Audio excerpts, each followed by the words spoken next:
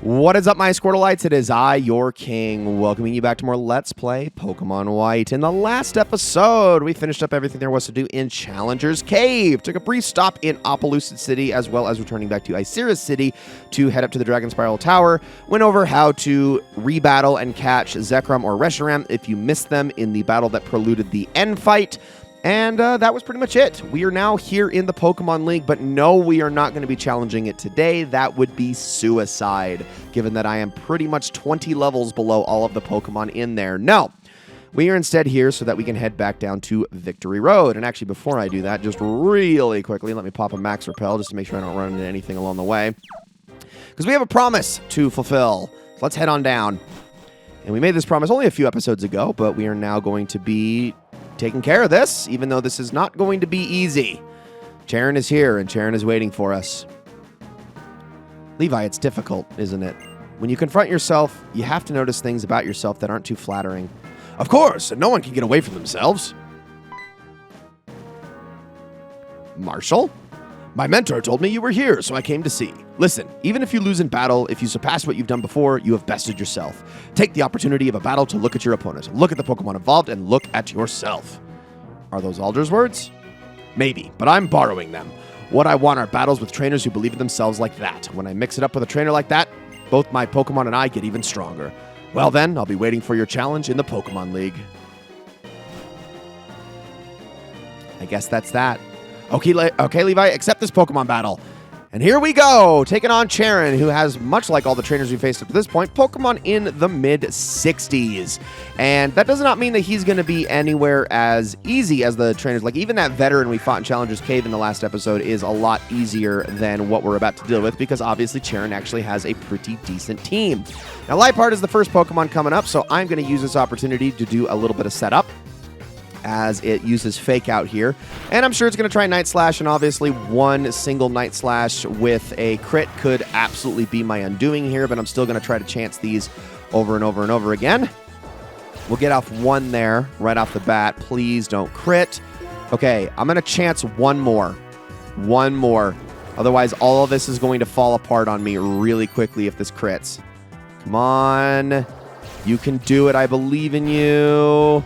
Yes! Okay, this is good. Now, I'm going to do a heal here before I do anything else. Because, yeah, I'm sure it's going to hit with Night Slash again, but even then, a crit shouldn't be knocking me out in one shot.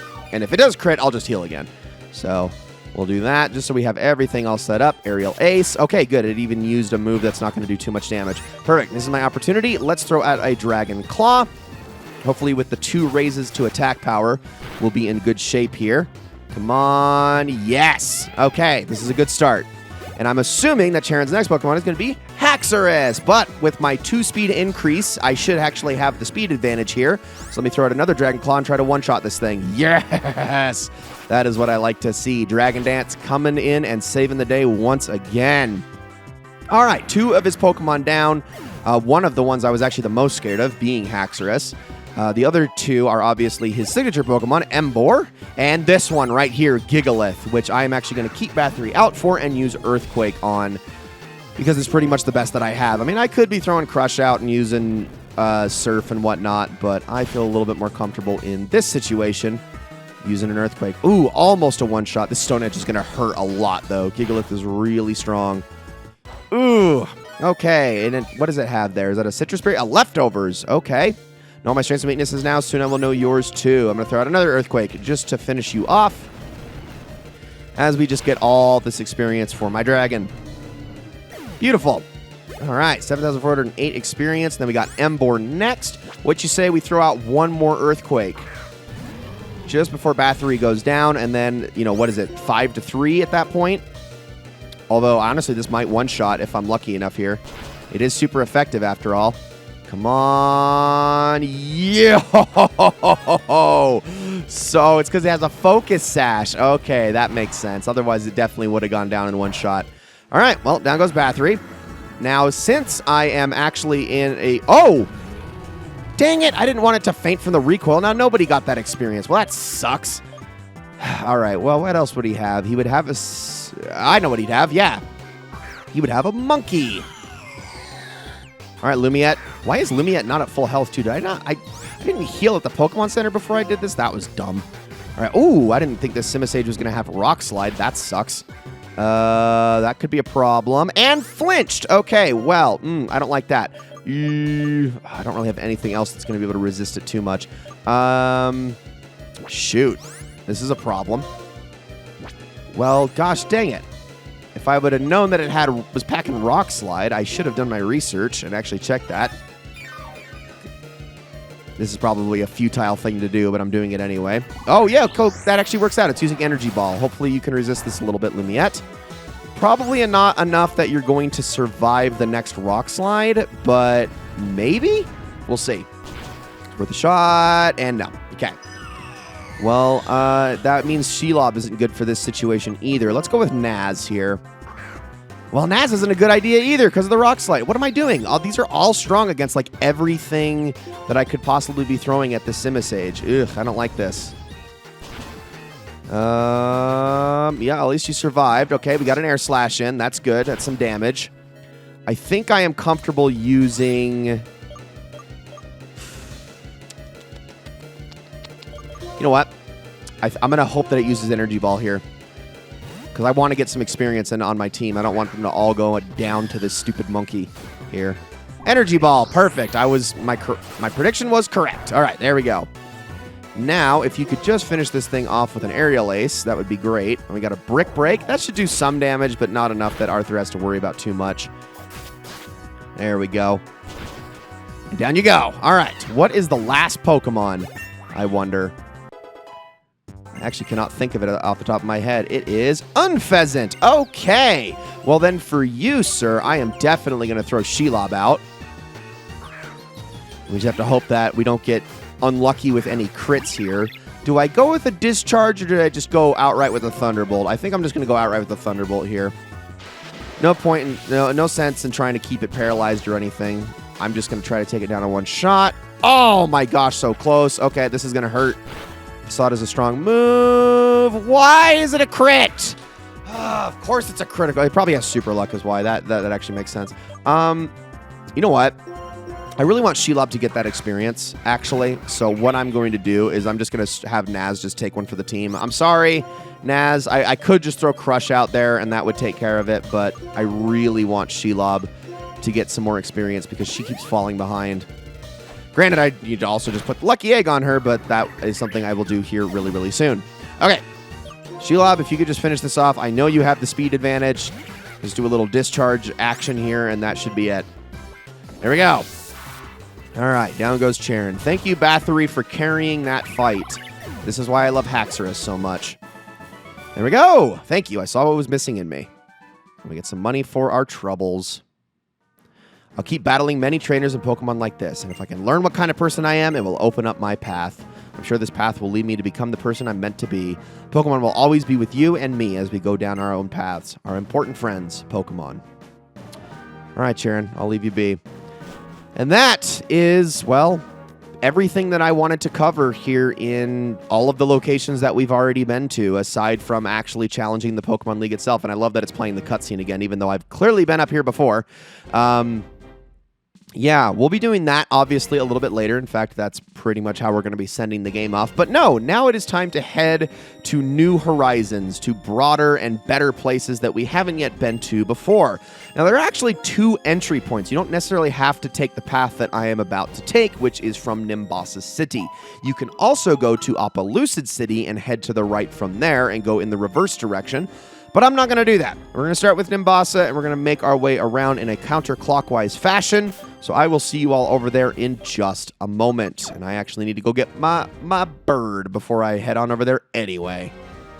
And welcome back to Nimbasa City, everybody. Okay, we're going to be immediately heading to our right. We're going east today. We're going to be heading off towards a place known as Marvelous Bridge, and we're going to be crossing it. But there's obviously this whole Route 16 here. Just going to go past it. There's nothing really for us to do here. We already took care of everything here the first time, except apparently battle this trainer? What? I think it's because I battled everybody here at night the first time. But yeah, there used to be some construction workers blocking this entrance. They are now gone that we are in the post game, and now we can head on inside. People you can talk to around here and whatnot. In fact, we can take a look at this lady. A parasol inside the gate. Well, I really don't want to get wet. Isn't that like bad luck to open an umbrella indoors or whatever? I mean, I'm not superstitious or anything. I am me, you are you. You really don't know what to do when someone suddenly says that, do you? I mean, I don't know how to react to most of your dialogue, most of the NPC dialogue in this game. Oh, awesome. It just made my day. The vending machine gave me an extra drink for free. Oh, yeah, that is something that can actually happen sometimes. You can just be using the vending machine and then it'll just give you an extra one for no reason. It's pretty cool. Anyways, welcome to Marvelous Bridge, everybody. Now, as we cross this bridge, there's one thing I want to actually bring your attention to, and that is that I no longer have Bathory with me. Instead, I have an old friend, an old Panpour that we were given way back at the start of this Let's Play.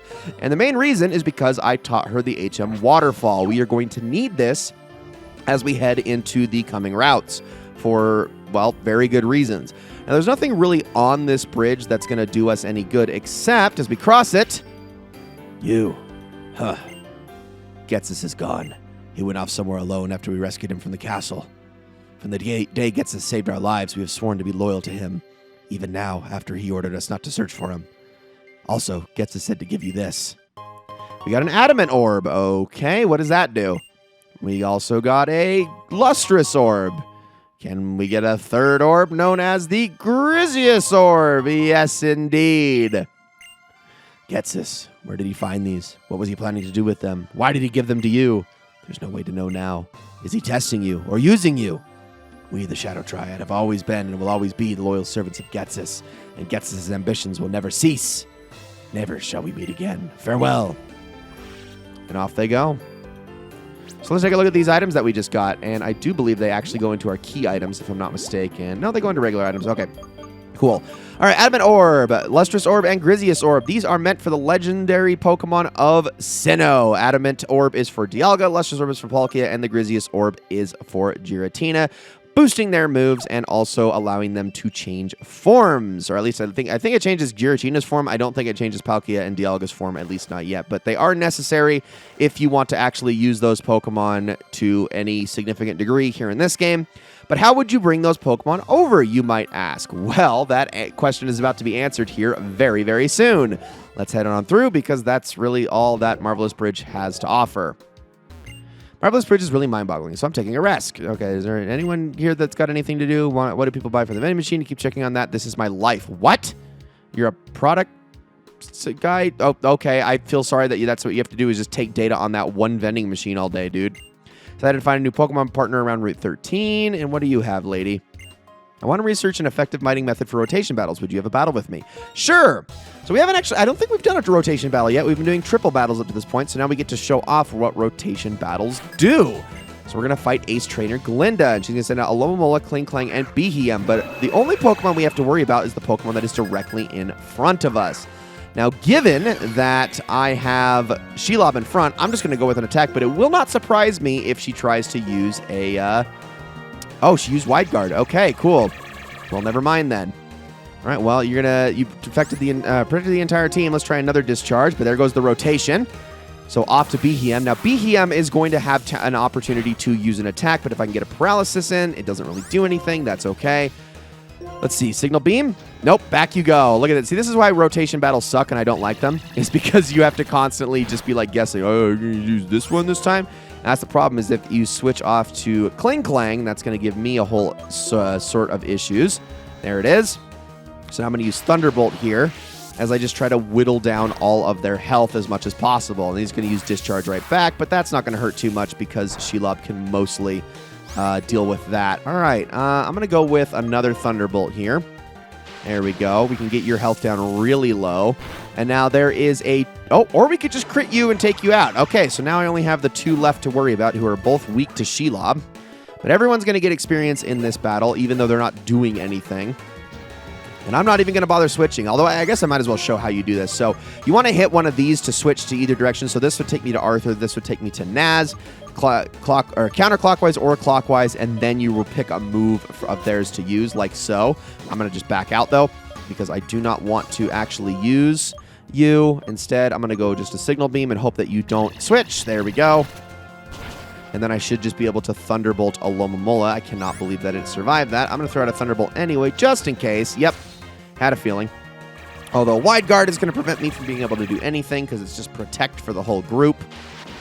But never mind. Okay, just going to take you out.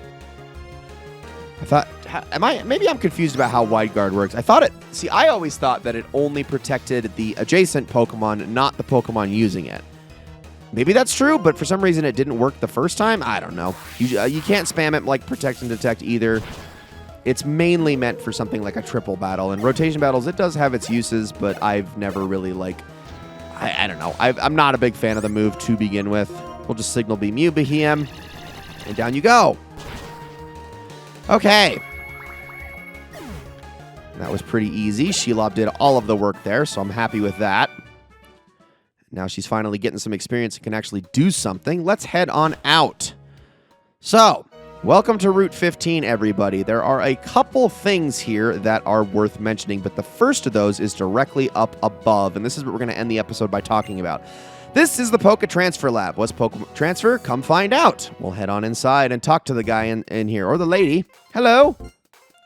Hi, hello. You came here. That means you're a visitor. Huh? No? You came all the way here? Ah, you are a trainer. Are you in the middle of your journey? This is your trainer card.